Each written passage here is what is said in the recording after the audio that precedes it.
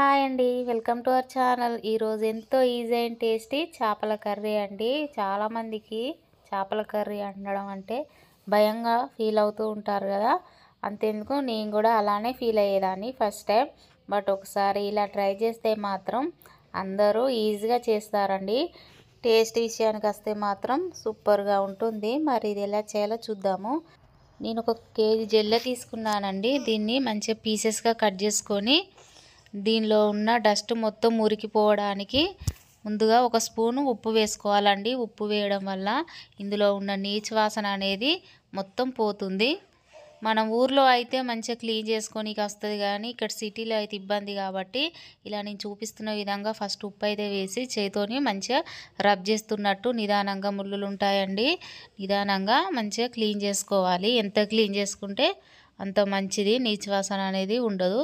ఇలా చేసుకోవాలండి, తెల్లగా ఉండాలి మంచిగా. ఇప్పుడు దీనిలోకి మసాలా ప్రిపేర్ చేసుకుందాం. నేను ఒక 2 స్పూన్ల ధనియాలు, 1 స్పూన్ మెంతులు, అలాగే 1 స్పూన్ జీలకర్ర ఇవన్నీ ఒక ప్యాన్లోకి వేసుకొని మంచిగా ఫ్రై చేసుకోవాలి. మంటను సిమ్లో పెట్టుకొని దోరగా అయ్యేంత వరకు ఫ్రై చేసుకోవాలి. మరి మాడిపోవద్దండి, టేస్ట్ మొత్తం చేంజ్ అయిపోతుంది. మసాలాలు మాడిపోకుండా చూసుకోవాలి. నేను జెల్ల ఎందుకు తీసుకున్నానంటే అందులో ఒకటే ముళ్ళు ఉంటుందండి, పెద్ద ముళ్ళు. పిల్లలైతే తినడానికి ఏం ప్రాబ్లం ఉండదు కదా, అందుకోసమనే జెల్ల, అది టేస్ట్ కూడా బాగుంటుంది జెల్ల. ఇప్పుడు ఇలా దూరగా ఫ్రై చేసుకున్నాక పూర్తిగా చల్లారిన తర్వాత మిక్సీ జార్లోకి వేసుకొని మిక్సీ పట్టుకోవాలి. ఇప్పుడు ఇలాంటి వెడల్పాటి గిన్నె తీసుకోవాలండి. ఇప్పుడు ఇందులోకి 2-3 స్పూన్ల నూనె వేసుకోవాలి. ఫిష్ కర్రీలోకి నూనె కొద్దిగా ఎక్కువ ఉంటేనే బాగుంటుంది. ఇప్పుడు ఇందులో కొన్ని మెంతులు, అలాగే కొద్దిగా జీలకర్ర, చిన్నగా కట్ చేసుకున్న ఉల్లిపాయ ముక్కలు, పచ్చిమిర్చి ముక్కలను కూడా వేసేసి అంతా కలుపుకోవాలి. ఇలా వెడల్పాటి గిన్నెలో చేసుకోవడం వల్ల చేపలు అనేటివి విరిగిపోకుండా ఉంటాయి పీసెస్.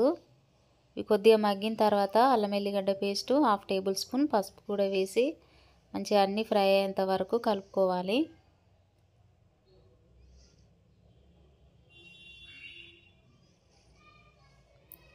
కొద్దిగా కరివేపాకు వేసుకోండి, ఫ్లేవర్ మంచిగా ఉంటుంది. మీకు నచ్చకపోతే స్కిప్ చేసుకోవచ్చు. ఇవన్నీ మంచిగా ఫ్రై అయిన తర్వాత మనం శుభ్రంగా కడిగి పెట్టుకున్న చేప ముక్కల్ని అందులోకి వేసుకోవాలి.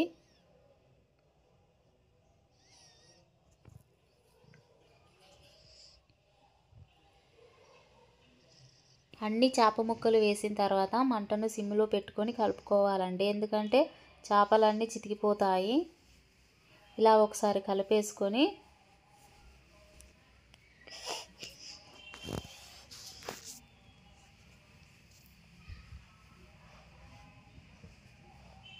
మూత పెట్టేసి ఒక 2 నిమిషాలు అలా వదిలేయాలి. 2 నిమిషాల తర్వాత మూత తీసి మరొకసారి కలుపుకోవాలండి. చేప ముక్కలు కొద్దిగా నూనెలో ఫ్రై అయినట్టు ఉంటాయి. ఇప్పుడు టేస్ట్కి సరిపడా కారం వేసుకోండి. చేపల కూరలో కారం ఎక్కువ ఉంటేనే బాగుంటుందండి, నీచు వాసన అనేది ఉండదు. నేను ఒక 2 స్పూన్ల కారం వేసాను. వేసి నిదానంగా ఒకసారి కలుపుకోవాలి. ఈ చేపల కర్రీ అనేది ఇది నా స్టైల్లో అండి. తెలంగాణలో రకరకాలుగా వండుతారు, కానీ ఎక్కువ మాత్రం ఇలానే చేస్తారు.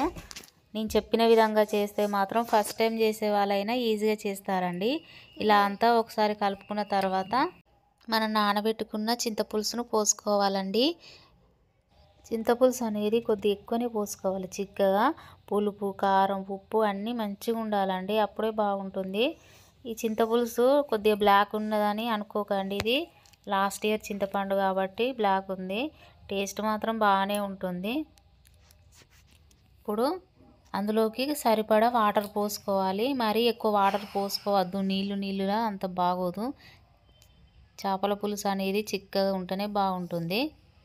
సో చేపలు మునిగేంత వరకు నీళ్ళు పోసుకుంటే సరిపోతుంది.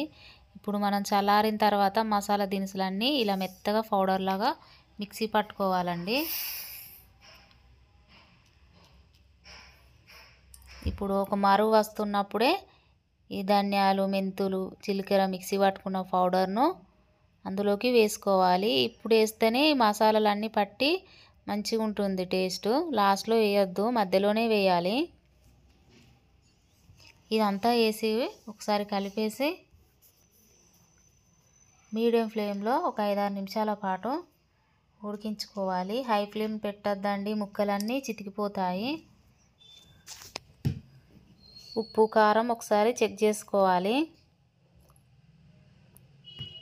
ఒక 5-6 నిమిషాల తర్వాత పులుసు అనేది దగ్గర పడింది. ముక్కలు కూడా ఉడికిపోయాయండి కొంచెం ఆల్మోస్ట్.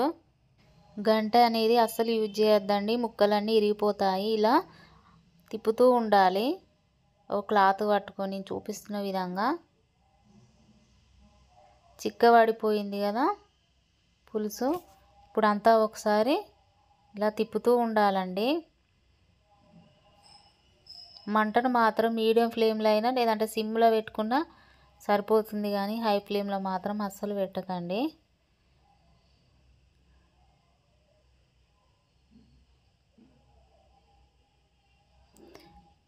ఇలా పూర్తిగా దగ్గర పడిన తర్వాత చిన్నగా తరిగి పెట్టుకున్న కొత్తిమీరను వేసుకోండి.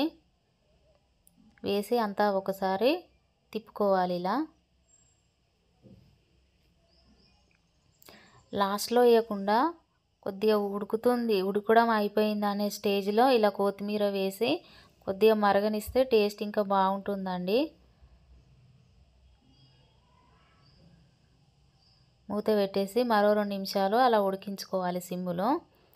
మంచిగా కొత్తిమీర కూడా మంచిగా ఉడికిపోయిందండి. ఇప్పుడు టేస్ట్కి సరిపడా ఉప్పు వేసుకోవాలి.